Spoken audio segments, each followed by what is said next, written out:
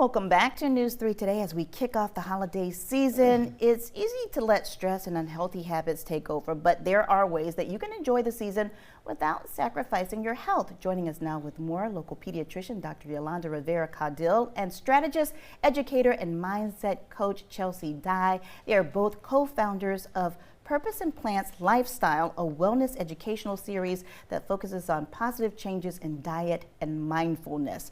Thank you so much for being here today and at the right time, right? Yes. Before we start diving into this traditional Thanksgiving meal, you both have some advice for us. Yes, absolutely. I will start where we both have top three tips on how to healthify your Thanksgiving. I like that, healthify. Yeah, it's a made-up word. But so movement is magic, and I find that when you schedule it, it will happen. It's more inclined to happen. So for your Thanksgiving festivities, plan an exercise, even just any kind of movement, a walk with the family, anything that gets your body and your blood flowing before and after your meal. Okay. So that's most important too, right? And in light of Diabetes Month, yes.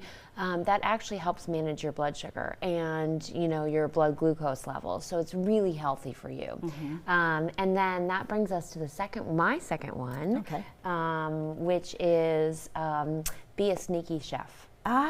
So find a way to incorporate healthier choices. Mm-hmm. And Yolanda and I came up with some really great ideas on how you can healthify your Thanksgiving meal. So we've got a link to that. And maybe you add cauliflower into your mashed potatoes or almond milk instead of heavy cream.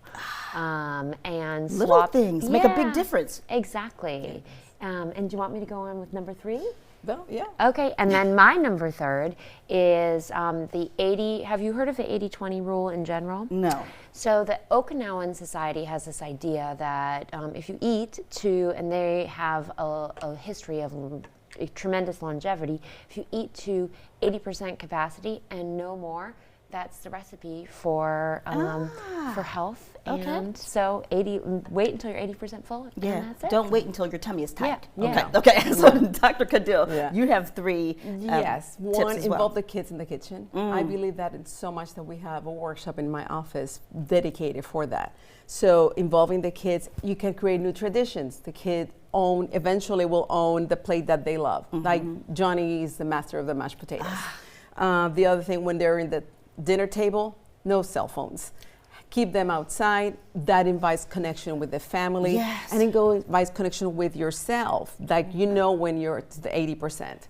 The other one is to have, and then we have some topics like starters to make it fun, so it's not so boring. We can have that in the newsletter as well. Okay. The other thing is, in between, like when there's finished the main dinner, you walk, and what Chelsea says, it helps to regulate the blood sugar.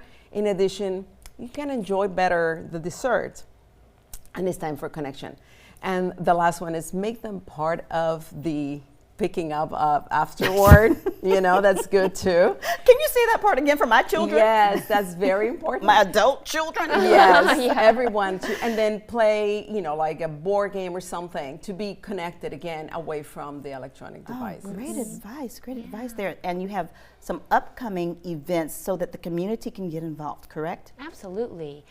So we are about to launch our a la carte workshop series. So that's on demand. Anyone, anywhere can do that. And that'll be available in December, mid-December. Mm-hmm. And then in January, we'll have our full academy, which is community, a lot of mindfulness work, and then all of the plant-forward education. And we have a QR code for Purpose and Plants. Yes, Purpose and Plants. There it is. Okay, the power of gratitude. Why it's good for your health. Why is it good for your health? Well, gratitude has been, is tested, studies have shown that it decreases anxiety. It is good for mental health as well as physical health. And I don't know, you want to add some more? You know, and honestly, it's a perfect way to have a mindset shift. So my daughter and I have a tradition, and we actually bring everyone into it when they come to our meal. Before you start your meal, you say what you're grateful for every day, not just Thanksgiving. I love it. And then Every what day. the best part of your day was. And there's no repeating. So everyone, if you have a big table, everyone has to have their own unique thing that they're grateful for. That makes you So, think. Yep, exactly. So when you set the tone of your meal in that format, it changes how you approach it. And Yes. yeah, so Yeah, and there are studies that prove that this is beneficial. It's not just a thought, an idea. well, and just to bring up what else was on the screen at that time, we also have some suggestions on how to incorporate more mindfulness, including gamifying it, but then in addition to it, some other mindfulness exercises that are available through as a free resource site in our newsletter. Okay, and you can find that resource through our website, wsav.com/purpose and plans. And with this season of gratitude, I want to tell you thank you so much for being here. And you'll be back in December, right? Yes. For more Thank healthy you. advice. Thank Thank you you. so much. Thank you. We're grateful for you. Oh, Yes. thank you so much. Stay with us. And we're grateful for you for watching News 3 Today at 11. We'll be right back.